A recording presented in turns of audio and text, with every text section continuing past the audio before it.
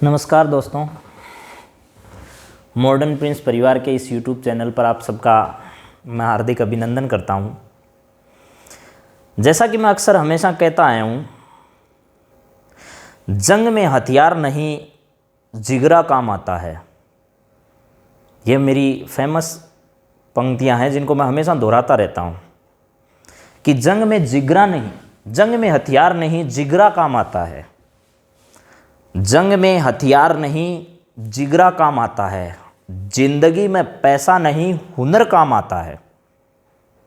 यूं तो कई नाम आते हैं मेरी जुबान पर, मगर गणित की बात हो, मैथमेटिक्स की बात हो तो रामानुजम का नाम आता है।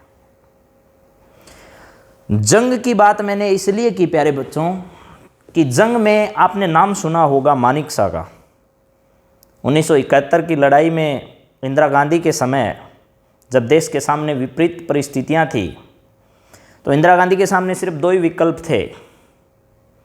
इंदिरा गांधी ने अपने यहाँ सेन मानेकशॉ को बुलाया और उनके कैबिनेट मिनिस्टर उनके सामने बैठे थे। उनसे पूछा गया कि बांग्लादेश की ये शरणार्थियों की जो समस्या को लेकर हमारे सामने विकट परिस्थितियाँ हैं, इस समय अपने को यहाँ क्या करना चाहिए। तो इंदिरा गांधी ने सेन मानेकशॉ से कहा कि मेरा ये मानना है कि अपने को जंग में उतरना चाहिए। सेन मानेकशॉ ने इंदिरा गांधी को जो जवाब दिया वो आप सबको हैरान कर देगा। सेन मानेकशॉ ने कहा कि आप कहते हैं तो हम जंग में ज़रूर उतर जाएंगे, लेकिन आप जंग में उतार कर सिर्फ हमारा खून बहा सकते हो, जंग में सफलता हासिल नहीं करवा सकते। तो इंदिरा गांधी ने सेन मानेकशॉ से पूछा कि तो इस वक्त हमें क्या करना चाहिए, आप बताइए।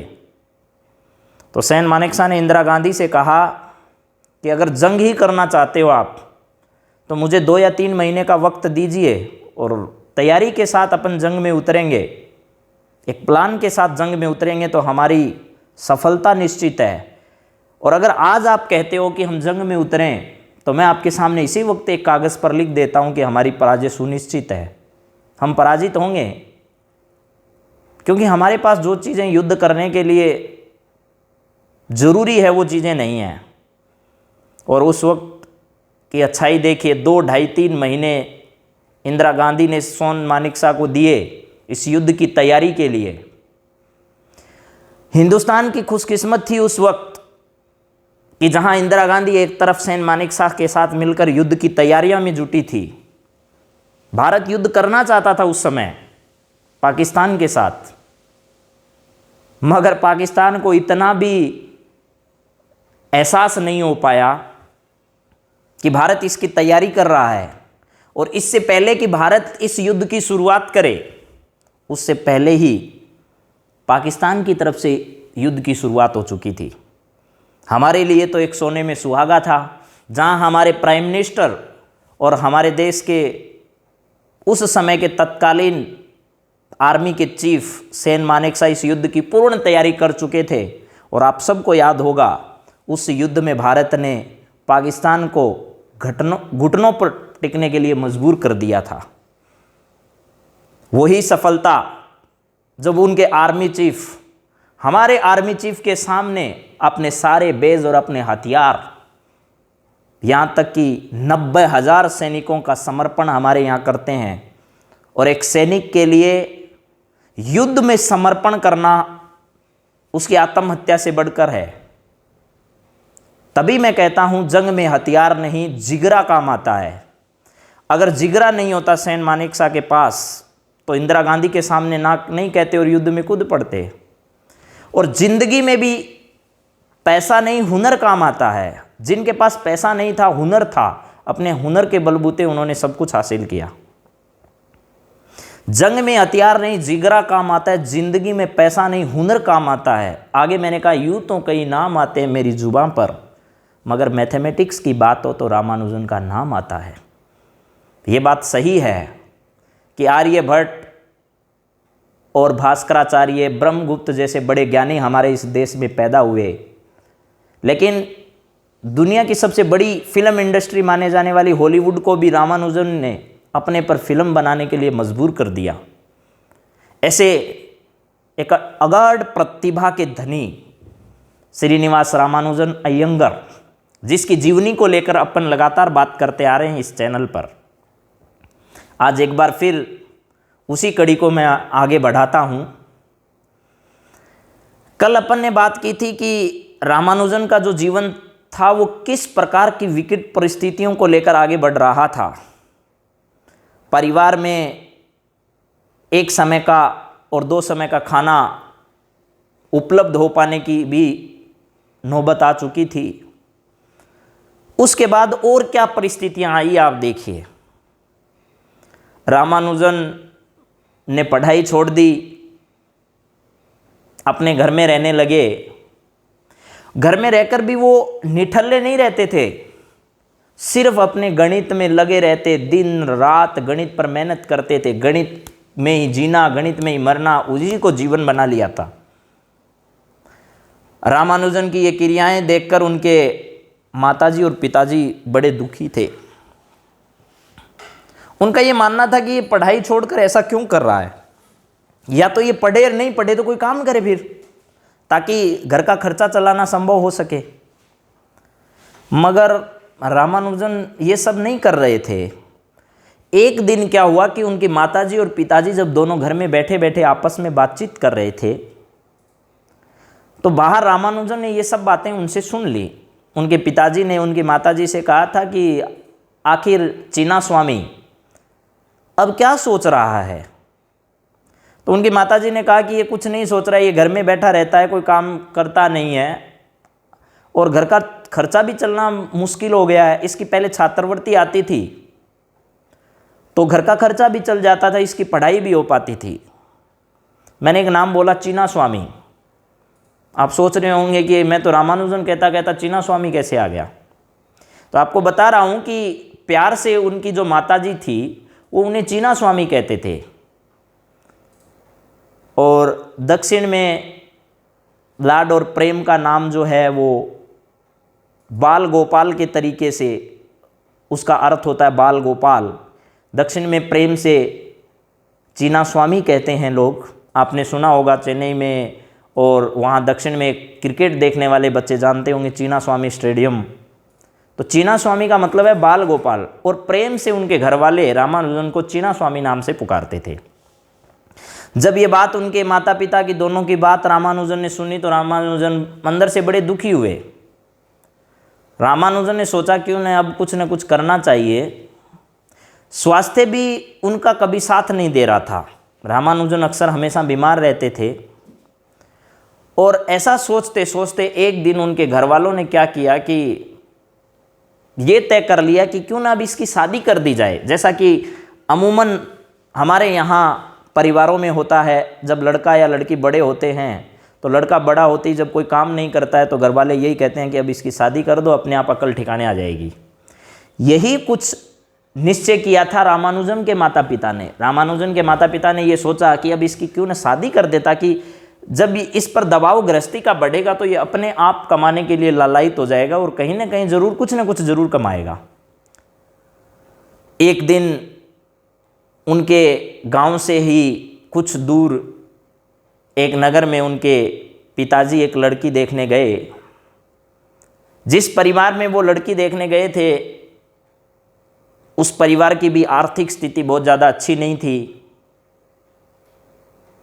उनके एक लड़की थी, उनका नाम था जानकी। जब रामानुजन के पिताजी ने उनके घर वालों से बात की थी तो उन्होंने कहा लड़की तो है लेकिन हमारे पास शादी में खर्च करने के लिए ज़्यादा धन नहीं है, हम इस बच्चे की शादी में ज़्यादा पैसा खर्च नहीं कर पाएंगे। अगर आपको कहीं आशा हो कि हम इसकी शादी में बहुत ज़्यादा पैसा खर्च करेंगे तो ऐसा बिल्कुल नहीं है। रामानुजन के पिताजी ने उनसे कहा कि भाई हमारे पास भी ऐसा कुछ नहीं है और आप जो सोच रहे हैं वो सही नहीं है। हम धन के लिए या पैसे के लालच में आकर आपके यहाँ शादी नहीं कर रहे हैं। और दूसरी बात, हम आपसे कहें भी तो कैसे, हमारा भी तो जो लड़का है वो कोई ज़्यादा काम करता नहीं है, जिसके पास अच्छी शिक्षा नहीं है और जिसने अभी तक ऐसा कुछ किया भी नहीं है। तो लड़की के पिताजी, जिनका नाम था रंगास्वामी, वो इस शादी को तैयार हो गए। रामानुजन के पिताजी वापस घर गए और घर जाकर उनकी माताजी को ये सारी कहानी बताई कि उनके यहाँ लड़की है जिसका नाम जानकी है, लड़की अच्छी है और उन्होंने शादी के लिए अपना ये रिश्ता स्वीकार भी कर लिया है, अगर अपन चाहें तो ये कर सकते हैं। जब ये बात रामानुजन के पिताजी ने उनकी माताजी को बताई तो तुरंत उनकी माताजी इसके लिए तैयार हो गई। उसके बाद रामानुजन के पिताजी का ये मानस कम था कि अभी इसकी शादी कर दी जाए, मगर उनकी माताजी की जिद थी कि अभी इसकी जल्दी से जल्दी शादी की जाए। उसके बाद उनकी माताजी वापस उनके घर गई और ये कहा कि अपन जल्द से जल्द इस बच्चे की शादी करेंगे, और शादी की तिथि निश्चित हो गई। जुलाई के महीने में तिथि निश्चित की गई और तय समय पर शादी का मुहूर्त निकाला गया और शादी की सारी तैयारियां पूरी कर ली गई। रंगास्वामी के यहाँ भी तैयारियां पूर्ण हो गई। जब शादी के लिए रामानुजन उस घर में पहुँचे और जिस समय शादी हो चुकी थी, यानी फेरे हो रहे थे, उसी शादी के दौरान ये कहा जाता है कि 3 अपशकुन उनको हुए। पहला उपशकुन ये हुआ कि जिस वक्त रामानुजन जानकी को माला पहना रहे थे, उस वक्त वो माला उनके हाथ से छूट गई और नीचे गिर गई। दूसरी बात ये हुई कि जिस वक्त उनके यहाँ ये सब कुछ शादी का कार्यक्रम चल रहा था तो एक दूसरी जगह आग लग गई। और तीसरी बात ये हुई कि जिस समय उनके रिश्तेदार रामानुजन और जानकी दोनों को बैठाकर एक झूले पर झुला रहे थे, उसी समय एक गूंगी और बहरी लड़की जोर जोर से चिल्लाने लगी, और ये दक्षिण में एक अपशकुन माना जाता है। तो ये कहा जाता है कि शादी के उस वक्त, रामानुजन की शादी के वक्त 3 अपशकुन हो गए। शादी पूरी हो गई। शादी के लगभग 3 वर्षों तक जानकी वापस अपने गांव, अपने पीहर आ गई और 3 साल तक, शादी के 3 साल बाद तक वो वहीं रही। इसका मतलब रामानुजन की शादी तो हो गई, अपने यहाँ गृहस्थ जीवन की शुरुआत तो एक तरीके से कर दी, लेकिन गृहस्थ आश्रम में पूर्णतः प्रवेश नहीं किया था रामानुजन ने 3 साल तक। इस दौरान उनके अनेक मित्रों से मुलाकात होती, मगर उनको कोई रोजगार नहीं मिल रहा। वो रोजगार की तलाश में इधर उधर लगातार भटकते रहते, लेकिन कहीं नौकरी उनके लिए थी नहीं, ऐसा लग रहा था। तो रामानुजन बहुत निराश थे। मगर एक बात उनकी अच्छी ये थी कि उन्होंने गणित में जो अपना काम कर रहे थे उसको बिल्कुल भी नहीं छोड़ा, वो अनवरत जारी था। उनकी नोटबुक लगातार तैयार हो रही थी। उनके घर में जो लड़के रहते थे उनसे हायर एजुकेशन की किताबें लेकर, यहां तक कि मैं तो ये कहता हूं आजकल बच्चों को जहां ग्रेजुएशन तक साइन एक्स, कोस एक्स, ये जो त्रिकोणमितीय अनुपात होते हैं, इन त्रिकोणमितीय अनुपातों के प्रसारों की यानी एक्सटेंशन की जानकारी नहीं होती है।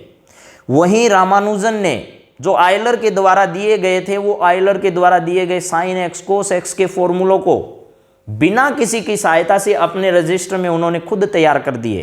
वो प्रसार उन्होंने सब लिख दिए।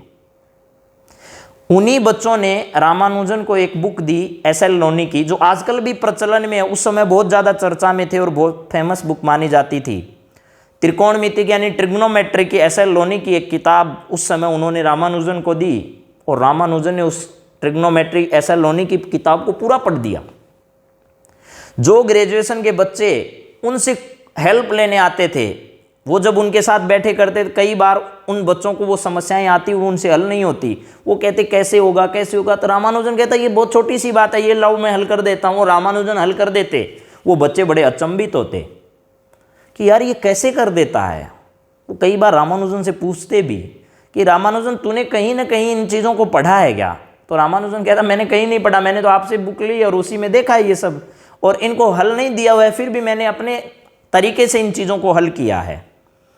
तो बड़े बच्चे भी, उनके दोस्त जो थे वो भी प्रसन्न होते कि बहुत अच्छा अपना जो साथी है वो बहुत उच्च स्तर की गणित तक का ज्ञान रखता है। रामानुजन इस बात से परेशान थी कि उन्हें केवल गणित तो आती है मगर अब वो करे क्या। तो उनके दोस्तों ने उनको एक राय दी कि आप एक काम करिए, यहाँ जो आस पड़ोस में या दूर दराज में जो बच्चे हैं उनको गणित की एक ट्यूशन करवा दो ताकि आपका घर खर्चा भी चल जाए। रामानुजन ने ये सोचा ये तो अच्छी बात है, क्यों ना मैं इसकी शुरुआत करूं और शुरुआत से जो इससे पैसा आएगा उससे अपना घर खर्चा भी चल जाएगा। मगर यहां भी रामानुजन के लिए परेशानी की बात खड़ी हो गई। रामानुजन ने एक दो बच्चों को पढ़ाना शुरू किया, लेकिन रामानुजन तो पागल थे गणित के क्षेत्र में।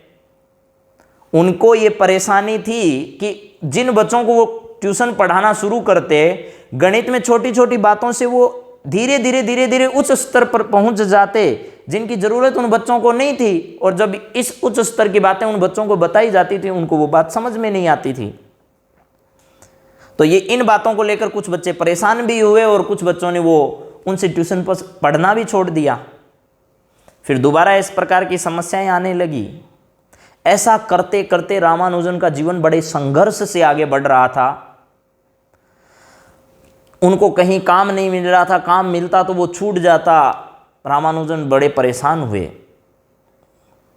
उस वक्त रामानुजन ने सोचा क्यों न मैं अपना जो शोध कार्य जो मैं कर रहा हूं गणित के क्षेत्र में, उसको मैं एक जगह संग्रहित करूं। अब रामानुजन ने यह फैसला किया कि मैं इसको एक बुक के रूप में तैयार करूंगा।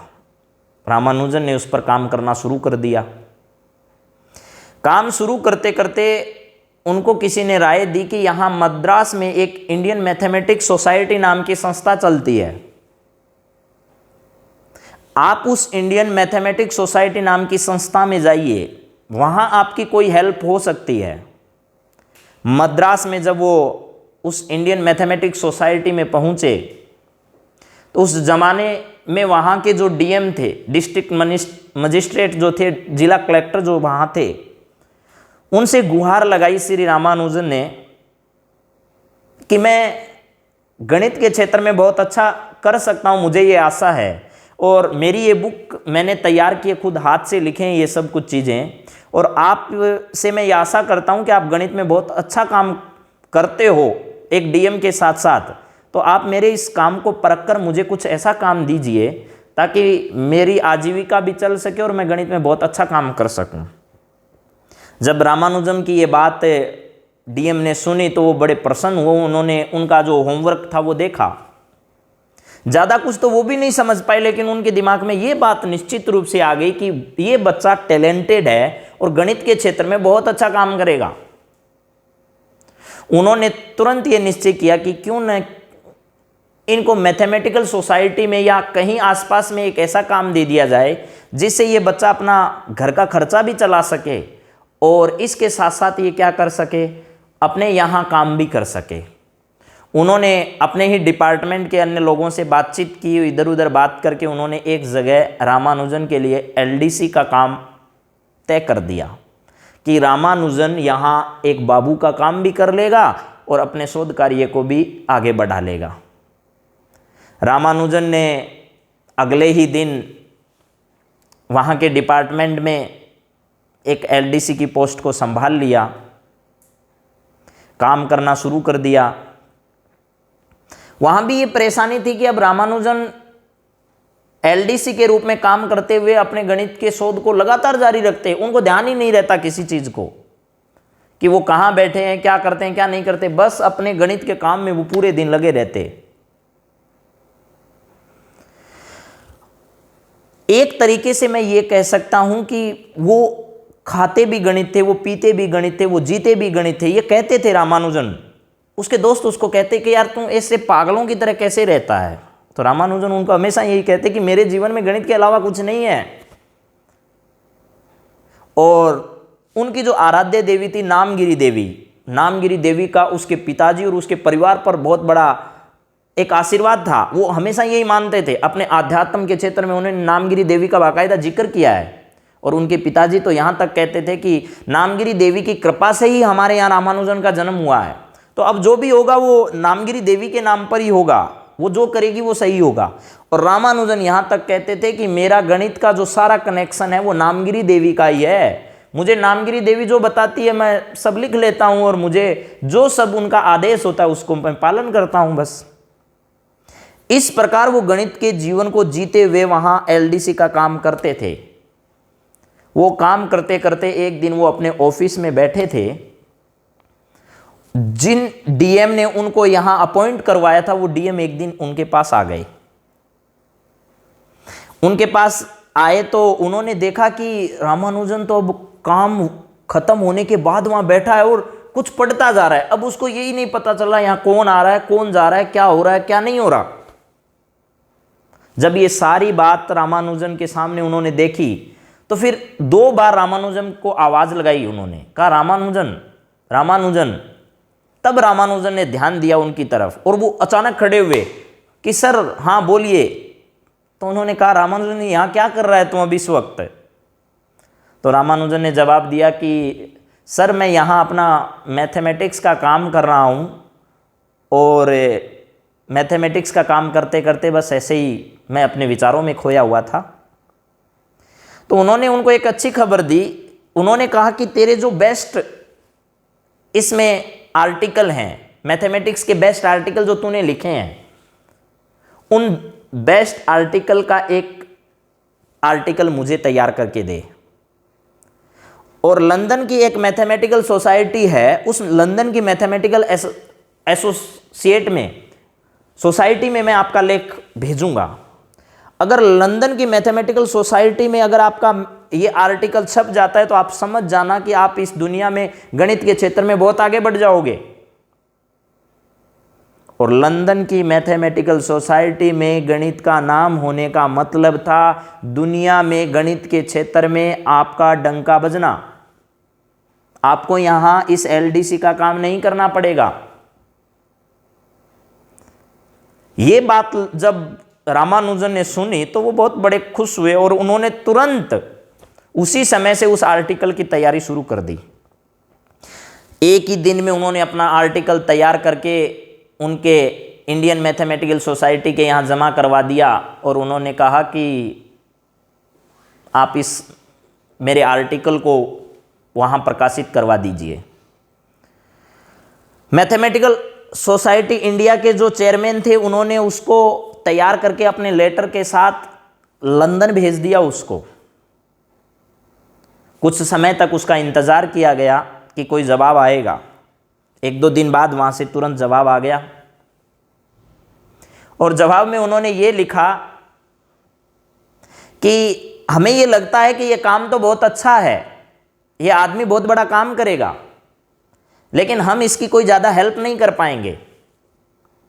जब ये बात रामानुजन ने सुनी तो रामानुजन को एक बार निराशा हुई, लेकिन उसी वक्त उस इंडियन मैथमेटिकल सोसाइटी के चेयरमैन ने रामानुजन को ये कहा कि कोई बात नहीं है, परेशान होने की दिक्कत नहीं, आप निराश मत हो, आप अपना काम करते रहो। और आज से मैं आपको एक काम और देता हूँ, आप एलडीसी का काम नहीं करोगे, केवल और केवल अपने गणित के इस अनुसंधान पर काम करोगे और बेहतरीन आर्टिकल आप आज से लिखोगे। एलडीसी के काम से उनको छुट्टी दे दी विथ पेमेंट, यानी अपनी आय के साथ, अपने वेतन के साथ। रामानुजन को कहा आज से सिर्फ और सिर्फ आप मैथमेटिक्स पर काम करोगे। इसके बाद जब रामानुजन को वहाँ से वक्त मिलना शुरू हुआ तो इंडियन मैथमेटिकल सोसाइटी के चेयरमैन ने उन्होंने कहा कि आप निराश नहीं हो, लंदन की कैम्ब्रिज विश्वविद्यालय के मैथमेटिक्स के एक जाने माने प्रोफेसर जीएच हार्डी हैं, अब की बार आप एक आर्टिकल तैयार कीजिए। और अब की बार अपन क्या करते हैं कि वो आर्टिकल सीधा जीएच हार्डी को लंदन कैम्ब्रिज विश्वविद्यालय में भेजते हैं। आपको जानकर बड़ी खुशी होगी कि रामानुजन ने 2 ही दिनों में अपना एक अलग दूसरा आर्टिकल तैयार किया और वो आर्टिकल तैयार करके रामानुजन ने मैथमेटिकल सोसाइटी इंडिया को, इंडिया के मैथमेटिकल सोसाइटी जो वहाँ मद्रास में उस वक्त थी, वहाँ जमा करवाया। वो आर्टिकल उनके चेयरमैन ने अगले ही दिन अपने एक लेटर के साथ जीएच हार्डी को वहां भेजा। जीएच हार्डी के पास वो लेटर पहुंच गया। जीएच हार्डी ने उस लेटर को पढ़ा, पढ़कर वापस जवाब दिया। उन्होंने कहा कि इसमें मुझे अच्छी बात तो ये लगी कि आपने जिस मैथमेटिशियन का नाम दिया है रामानुजन, वो बहुत अच्छा काम कर रहे हैं, लेकिन मैं ये कैसे विश्वास कर सकूं कि वो हमारे यहां बहुत अच्छा काम करेंगे और मैं उनकी हेल्प करूं? ऐसा कैसे विश्वास कर सकूं मैं? आप ऐसा कोई विश्वास दिलाइए, मैं आपकी जरूर सहायता करूंगा। जीएच हार्डी ने रामानुजन की अच्छी प्रशंसा की। वो लेटर वापस इंडियन मैथमेटिकल सोसाइटी के पास आ गया। जब इसका तुरंत जवाब मिला तो रामानुजन बड़े खुश हुए। रामानुजन ने उसी दिन डिसाइड किया कि अब तुरंत अगले ही दिन जीएच हार्डी के पास एक आर्टिकल और भेजा जाए और उनसे ये रिक्वेस्ट की जाए कि आप मेरी सहायता कीजिए, मैं आपको इस क्षेत्र में बहुत अच्छा प्रदर्शन करके दिखाऊंगा। तो क्या हुआ, अगले ही दिन वापस रामानुजन ने एक लेटर जीएच हार्डी के लिए और लिखा और उसमें एक आर्टिकल और छाप दिया। इस बार उन्होंने ये रिक्वेस्ट की और उससे बेहतर प्रदर्शन करके अब की बार आर्टिकल में उन्होंने लिखा। और जब ये लेटर जीएच हार्डी के पास कैम्ब्रिज विश्वविद्यालय में पहुंचा और जीएच हार्डी ने जब ये लेटर पढ़ा तो वो बहुत बड़े अचंभित हुए कि जिस लेटर में जिन चीजों का जिक्र रामानुजन ने किया है, उन चीजों की जानकारी तो अभी तक उनको भी नहीं थी। और गणित के क्षेत्र में अगर इतनी छोटी उम्र का कोई बच्चा इतना अच्छा काम कर सकता है तो उनकी मैथमेटिकल सोसाइटी उनकी हेल्प करेगी। उन्होंने तुरंत रामानुजन के लिए एक पत्र लिखा कि आप एक काम करिए, मैं आपकी सहायता करता हूं, आपके आने की व्यवस्था करता हूं और आप तुरंत अगले ही दिन कैम्ब्रिज विश्वविद्यालय के लिए, लंदन के लिए प्रस्थान करें वहां से।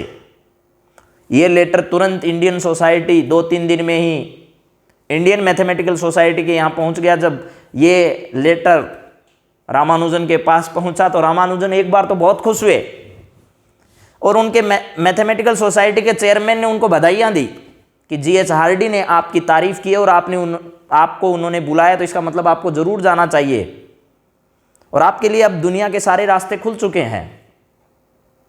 मगर रामानुजन सोच में पड़ गए कि अब क्या करना चाहिए। रामानुजन ने उसी रात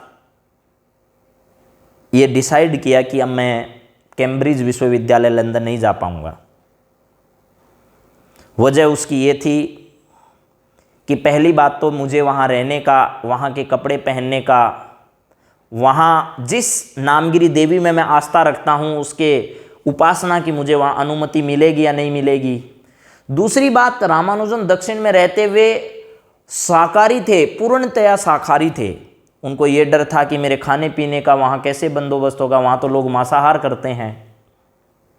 इन सब समस्याओं पर विचार करते हुए रामानुजन ने तुरंत हार्डी को एक लेटर लिखा कि सर, मैंने आपसे रिक्वेस्ट की थी और आप सब मेरी सहायता करने के लिए तैयार हैं, मगर मैं मेरे किसी पारिवारिक कारणों से मैं आपके यहाँ कैम्ब्रिज विश्वविद्यालय में नहीं आ पाऊँगा।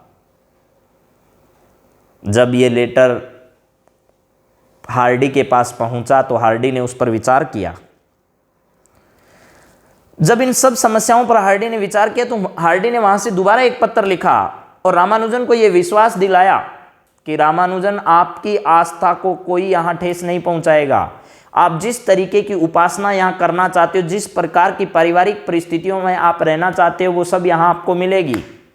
आपके भोजन की यहाँ व्यवस्था की जाएगी। आप मांसाहार नहीं करना चाहते, आप शाकाहारी रहना चाहते हो, तो उसकी भी यहाँ व्यवस्था करवा दी जाएगी। आप बस कैम्ब्रिज विश्वविद्यालय चले आइए।